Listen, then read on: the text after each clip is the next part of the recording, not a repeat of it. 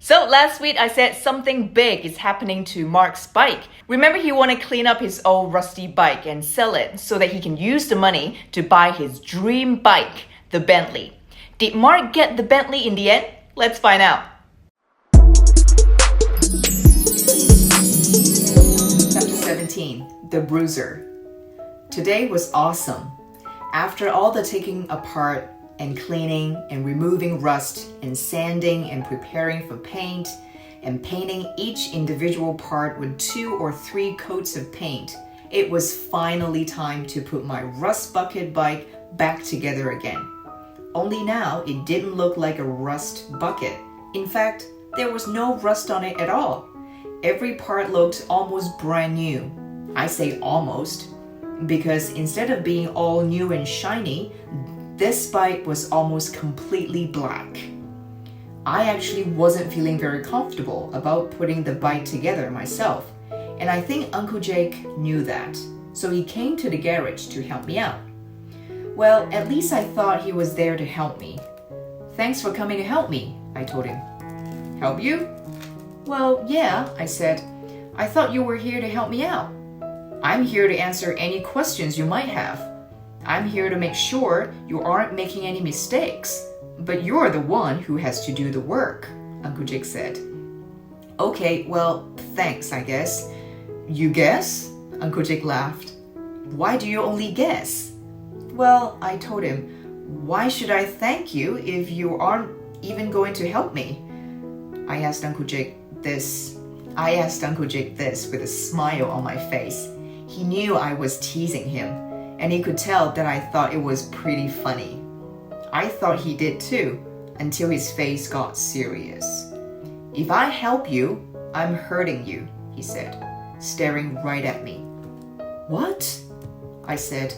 "If I help you, I'm hurting you." "I heard what you said, Uncle Jake, but what does that even mean? How can you be hurting me if you help me?" This idea seemed kind of crazy to me. But it wasn't crazy to Uncle Jake, and I could see it in his eyes. "Here's the thing, Marc. One of the best ways for people to learn is by doing. If I were to jump in and put the bike back together myself, you wouldn't learn anything. If you don't learn, what is the point?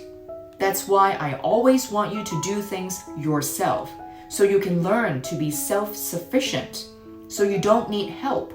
Of course, there are some things that you will need help with in life, and putting this bike together right now is one of them. Sometimes someone needs to show you how to do things and guide you through them. But whenever you can, try to do them yourself so you learn. Does that make sense?" "Yes, Uncle Jake, it does. If I can put this bike together with very little help from you, then in the future, maybe I won't need any help at all." "That's right," Uncle Jake said. "You will be able to take care of yourself. You will be self-sufficient. It will be awesome. Now, what you need to do is stop talking and get to work. Start with putting the seat in and then put the stem back in the frame so you can put the handlebars on. Then you can flip it over and it will be stable, so you can start putting the back cranks on." "Got it, Uncle Jake." With that, I picked up the frame, fed the stem through the neck, and started tightening it down. Uncle Jake helped a little by holding the frame steady. After that, I put the seat on, then the cranks, which were a little bit tricky. I almost needed Uncle Jake's help again, but managed to get it done. Then I had to put the tubes and tires on the rims so they would be ready to go on the bike. As I put each piece back on the bike, it started looking even better and better than when I began working on it. Each piece fit into place nicely. Finally, it was time to put the tires on the bike, get the chain in place, attach the brakes, and last step, pump up the tires with air. Once I finished, that was it. It looked amazing. Almost the whole bike was black, and it looked like a bike that could be used for Warrior Kid missions. "Looks pretty good," Uncle Jake said. "Pretty good?" I said. "It looks awesome." Uncle Jake looked at the bike for a few seconds, then said, "Hold on, is it missing something?" With that, he walked out of the garage. A minute later, he came back in. He had a small bag in his hand. He reached inside, pulled out a little packet, and handed it to me. I looked at the little packet. It was a bunch of little sticker letters. "You need to name it," Uncle Jake said. "Name it?" "Yeah, give it a name. That bike you used to want was named the Bentley. You need to name this bike something." "What should I name it?" "I don't know. What does it remind you of?" "What did the Bentley remind you of?" "Well, the Bentley, it's all shiny and nice. It doesn't look as tough as this bike." "So you want a name that is tough?" "Yeah, the toughest. This is the toughest bike. It needs the toughest name." "That sounds like a good plan. So what is the toughest name?" "Good question," I replied. I sat there for a minute thinking, what was the toughest name?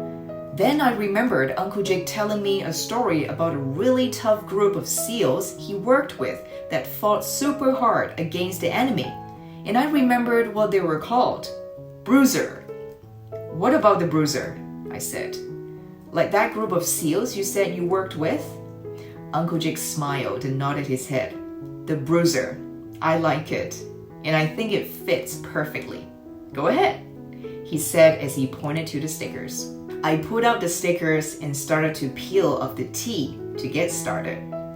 "Hold on," Uncle Jake said. "First, figure out exactly where you want to put it. Then, take this ruler and draw a straight line with the pencil so it looks professional." I did as instructed, and then I peeled off the T and put it in place. It looked good. So I followed with the rest of the letters. Once I was done, I stepped back and had a look. It read the Bruiser. The bike looked even better now. It was awesome. I got on the other side of the bike, drew a line, and put the stickers on that side too. Double awesome. "Well," Uncle Jake said, "hopefully you can sell it for enough money to get the Bentley." "What?" I shouted. "The Bentley? Why would I want the Bentley now?" Uncle Jake had a big smile on his face. "Well, I haven't even seen the Bentley, but I don't think it can be any better than the Bruiser." "No way," I shouted. "Not even close." "Not even close," Uncle Jake said. "That's what happens when you do the work. When you build something yourself with your own hands, it is really yours. Good job, Mark." "Thanks, Uncle Jake. Thanks for making me do the work." "No problem, Mark," he said. "No problem at all." Then he pushed the button to open the garage door, handed me the helmet, and sent me out on my first ride. And it was awesome. When I first read this chapter, one of the scenes that stands out the most is when Uncle Jake not helping Mark. So, question number 1. Why did Uncle Jake say by helping Mark, he would be hurting him? That's right, because if Uncle Jake helped Mark to do the task, Mark wouldn't learn anything himself. The best way for people to learn is by doing. That's why Uncle Jake wants Mark to do things by himself so that he can learn to be self-sufficient. As a mother of 2 and a teacher, I'm fully on board with this concept of doing things by ourselves. Have you heard of the saying, "Give a man a fish and you feed him for a day. Teach a man to fish and you feed him for a lifetime." When I was young, getting help was cool. It meant I didn't need to do it myself. But what I didn't know was I actually missed the opportunity of learning the skill. And these skills are transferable once I learned it. I'll have the freedom to be able to do it again myself without relying on others. That's freedom, isn't it? Number 2, how did Uncle Jake help Mark put together the bike? Yeah, he helped Mark by showing him how to do things and guiding him through step-by-step instruction. Number 3, what adjectives did Mark use to describe his bike? Adjectives include amazing, awesome, toughest, better. Can you think of more adjectives? Comment down below. Number 4. What did Marc name his bike? Why did he choose this name? Marc named it the Bruiser because he wants the toughest name for his toughest looking bike. Number 5. Marc's original plan was to clean up his old bike so that he can sell it for money to buy the Bentley. Why didn't he want to sell the Bruiser now? Because the Bruiser is the bike that Marc built with his own hands through the hard work he puts into. It's really his. Guys, if you like this series, make sure you smash that like button, comment, and subscribe. It will help with the YouTube algorithm to push the video out to more people who might enjoy it. I'll very much appreciate that, and thank you in advance. Coming up next, now that Marc and Nathan are friends, they spend quite a bit of time hanging out. Next week, you see Marc showed Nathan something he's really proud of, and that it really works. What's it referring to? Stay tuned for the Worry Kid Read Aloud and find out yourself. Until then, take care. Bye for now.